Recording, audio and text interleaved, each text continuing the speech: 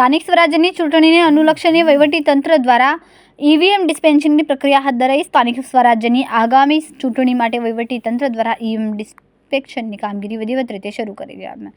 ચૂંટણી પ્રક્રિયાને સુલભ બનાવવા માટે દરેક વોર્ડ મુજબ અલગ અલગ ટીમો બનાવીને ઈવીએમ અને વીવીપેટ મશીનોનું વિતરણ કરવામાં આવ્યું. ડિસ્પેચ સેન્ટર પરથી દરેક મતદાન મથક માટે નક્કી કરાયેલા મશીનોની ફાળવણ ભરી તેની ઝીણવટભરી નોંધણી કરવામાં આવી. સમગ્ર વિતરણ પ્રક્રિયા દરમિયાન કોઈપણ અનિચ્છનીય ઘટના ન બને તે માટે ચુસ્ત પોલીસ બંદોબસ્ત કરવામાં આવ્યો. સલામતીના ભાગરૂપે પોલીસ કાફલાની હાજરીમાં જ મશીનોને નિયત વાહનોમાં સુરક્ષિત રીતે લોડ કરવામાં આવશે.